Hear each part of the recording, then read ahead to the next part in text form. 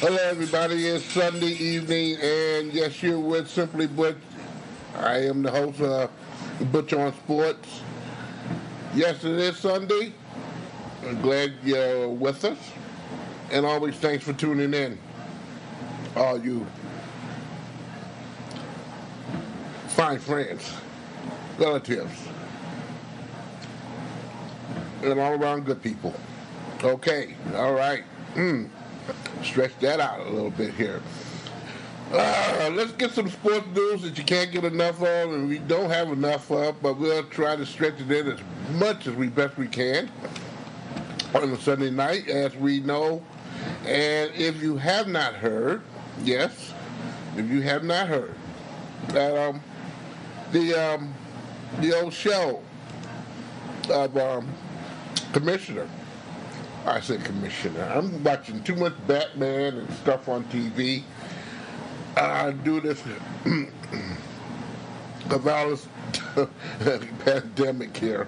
I've been watching a lot of cartoons here. I saw the Green Hornet this morning, early this morning. Gotten up at 5 o'clock in the morning and looked at the station HI, and lo and behold, the Green Hornet was on. One of my favorites here. But I won't bear you and bore you with that. Let's get to some sports news that you can't get enough of. Let's first get off into some history here. If you have not heard or not ever watched the movie A League of Their Own, one of the most important and last long-living members of that original Rockford Peach ball club, which is all women's league during the World War II era.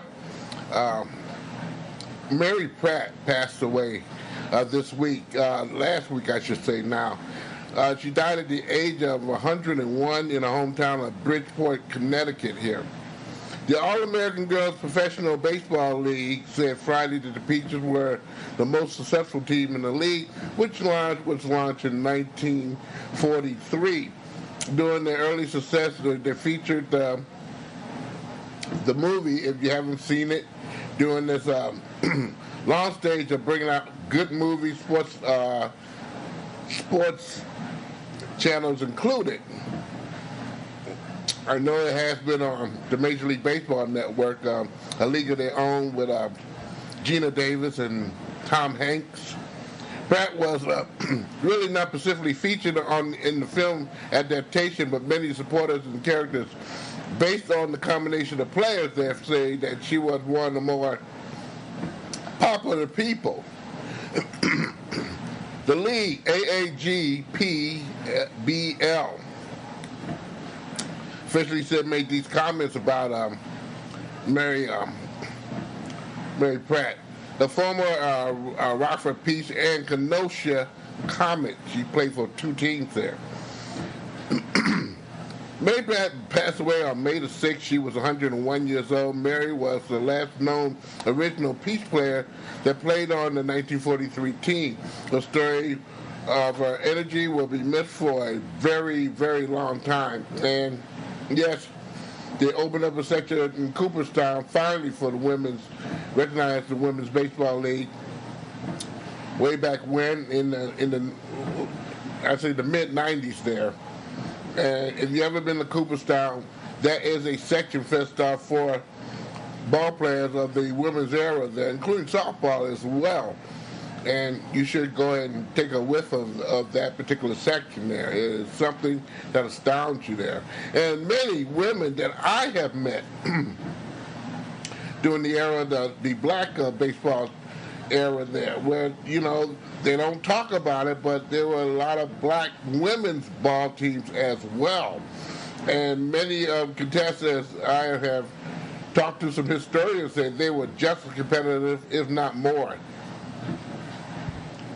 at a time segregation was widely known of. And most of us say it's a damn shame. But again, hopefully these times, those will not be forgotten about those particulars, but again, reinforce that we can all play and have fun together there. And live too. ESPN is going to have a new set of chops on Monday Night Football, boys and girls. Joe Tessitore and Booger McFarland. I've never gotten old to that name. Why they call this guy Booger? I can think of many ways that I can, but I don't want to speculate. I'll just leave that word alone. Booger and McFarland, they will not be returning via the sources of ESPN there. They will have some successors, but they will be dealt with internally, which means ESPN already has in mind who they want to run Monday Night Football for them, but they have not made it official. Both Tessitore and McFarland, they will remain with prominent roles on ESPN.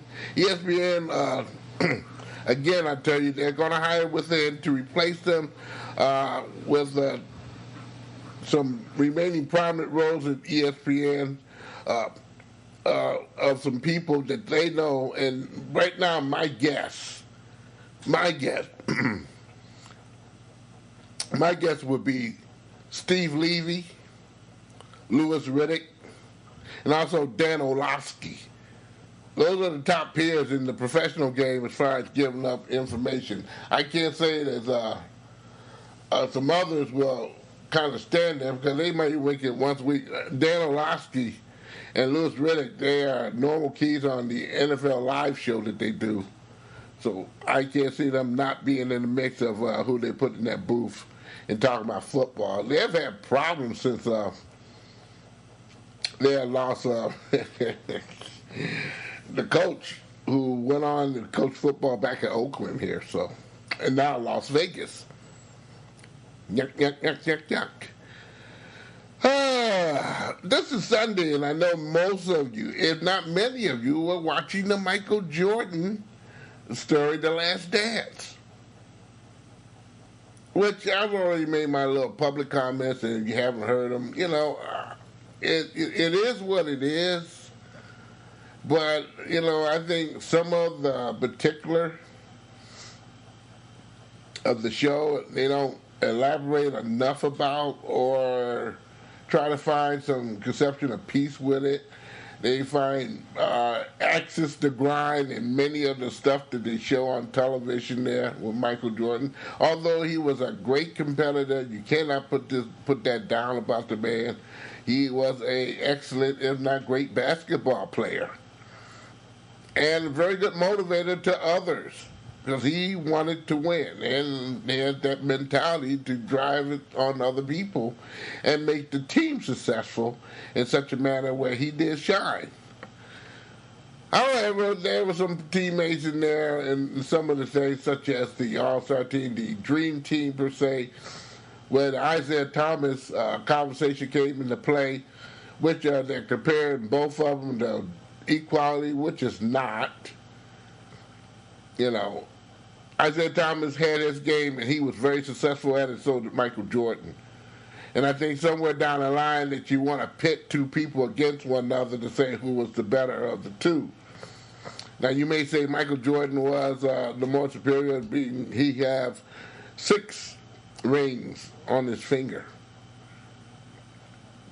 However, you cannot deny the job the Bad Boys did.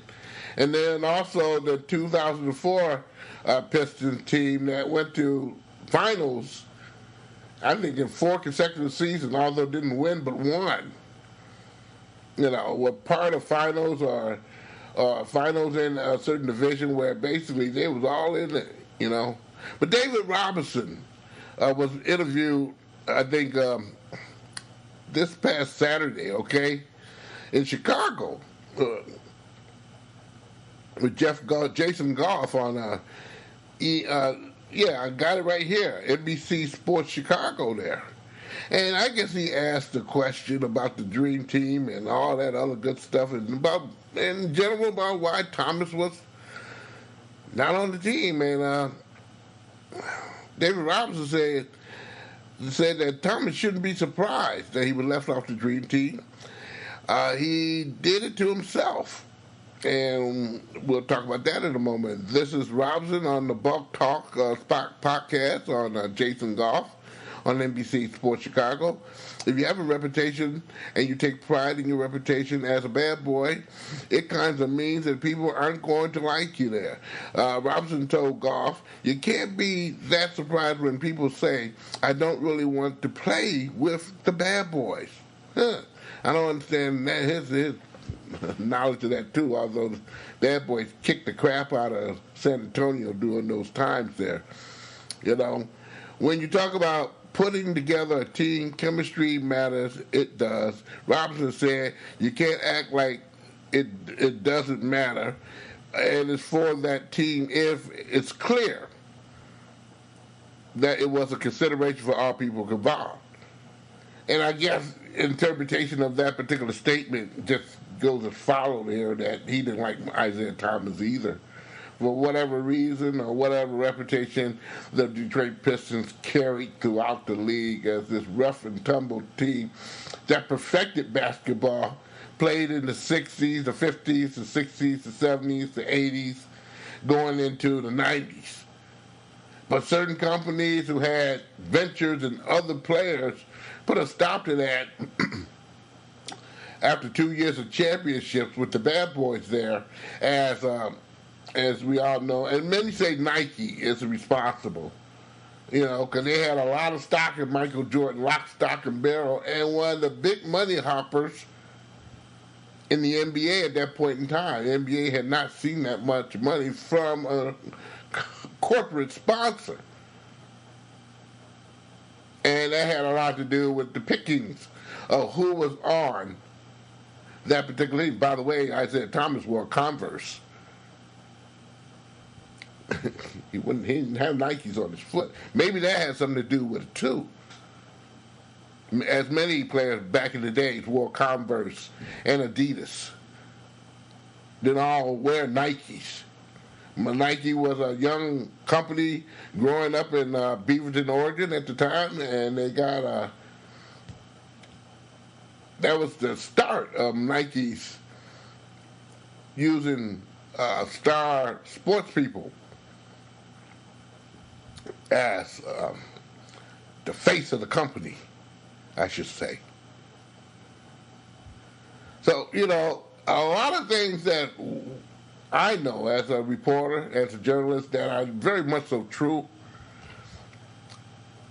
I don't think sometimes they don't point that out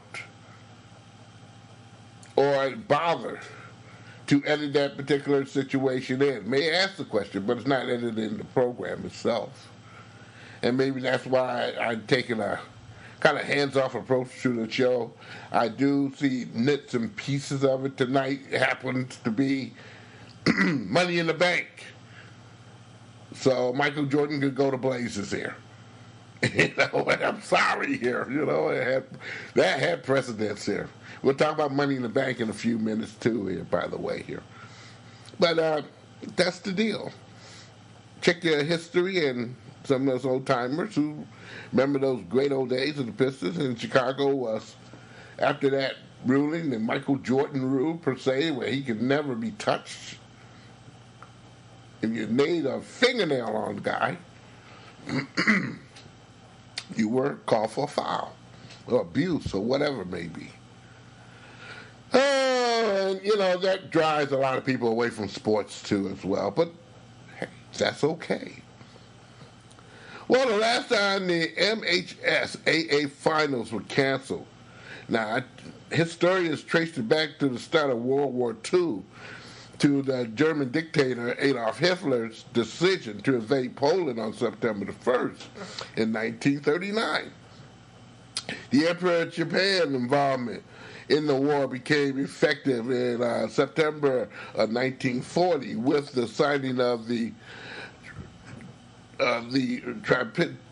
Tripartite Pact until December the 7th, 1941. And we all know what happened on that particular day, that America really didn't take no more crap anymore here in the involvement of that. They themselves were neutral nation, but again, the Imperial Japan just started bombing on Pearl Harbor, and that stopped all that crap. Labor shortage was caused by, in 1941, by World War II, had taking out spring high school sports. That was back in 1917. So you want to know a little history of when the last time there was no sports or no high school sports rained out in the state of Michigan? You have those dates right in there. You can look them up. I just did it for you. Former WWE star Alberto Del Rio, named Jose A. Rodriguez, has been arrested and facing sexual charges, according to the news source at News 4 in San Antonio. A woman reportedly present authorities with photographs and graphic details of an alleged beating and sexual assault, and said that Del Rio had assaulted her on multiple occasions. She also reported accusing him of threatening to take her son and drop him in the middle of the road somewhere. Oh boy, that's pretty heavy stuff. The most recent incident alleged was occurred on May the 3rd, in which Del Rio accused the woman of being unfaithful and repeatedly slapped her around in the head, where she wouldn't admit her infidelity at all. She alleged that Del Rio then told her to put on a dress and dance for him, and threatened her with abandonment of her son if she cried. Yes, that is tough stuff. I'm going to go on here. Del Rio then alleged that he tied the woman's hands up with boxing straps and put a sock in her mouth and sexually assaulted her for hours. Then it was reported visible injuries from punches in her back. This guy is going under the jail. Now, they said that among the charges, Del Rio is reported facing second-degree felony sexual assault with a bond set at $50,000. Now, Del Rio has been in this trouble before with battery charges before, and that's included now, I just mentioned battery charges, with reported investigation into an incident that happened in the Florida airport. Del Rio partner at the time and fellow WWE star Paige, they were both going out together, and from my memory, dates me right here, the WWE wanted him to break off that relationship because apparently Paige didn't want nothing to do with him, and ended up firing the guy and getting rid of him at that point in time, not him seeing each other in the WWE ever again. Now, Paige later told reporters and also the courts that Del Rio did not touch her during the incident, but again, the WWE looked at the incident whole and in part and fired Del Rio, which we have not seen the guy since. I've seen him on Lucha wrestling matches on El Rey. I've seen him on them, and I've seen him on a couple other wrestling formats. So he's still working, but I don't believe at this time he's working in anything but jail, because that's where he is right now at present, with this $50,000 bond put over his head there. Now, I tried to look up and see if this guy was released or not, and right now we can't get that information forward to me. I'll keep you abreast of that particular. Speaking of WWE, they had Money in the Bank tonight, and I will tell you that Otis wins the men's Money in the Bank contest, and the winner of the ladies WWE winner of the Money in the Bank was Asuka, which was pretty funny indeed, because Asuka made some beelines. Yes, she did fight and did some courageous things. She started off the doggone thing jumping from a banister and just jumping on all of them and catching the elevator where none of them was able to catch her, and she got all the way up to the top of the building where she fought and did some things and won the Money in the Bank. I'm quite sure you'll find out comments about it tomorrow on WWE Raw, which is on Monday night. Oh boy. It was pretty comical. It was only 2 hours and a half, by the way, boys and girls. Normally on those particular events, it normally lasts 3 hours and 15 minutes. But in this case, They had it marked down to a science of 2 hours and a half. Plus, they had a pre-show that started at 6 o'clock with a couple of matches on there. You can go to wwe's.com and get probably results if they print them up. Or, maybe we'll talk about it Wednesday or Thursday when we come on the air there. Normally Thursday, but not Wednesday here right now. Here, I just said that. Well, with all that said, I haven't heard anything on the Lions yet. I have not heard anything on the Tigers or the Pistons and open up the camp. If you have not heard, we're extended to the 28th right now of safe distance, 6 feet away from each other, wearing masks in public places, and also staying home whenever and whenever you can. So please be mindful of those particulars. No matter how much you disagree with it and want to break the rules, I've seen a lot of rule breakers this last week here, more than I have before. Some people are slacking off. But again, the people out there, please don't you slack off. Wear your mask, wash your hands, use sanitizer when absolutely needed, okay?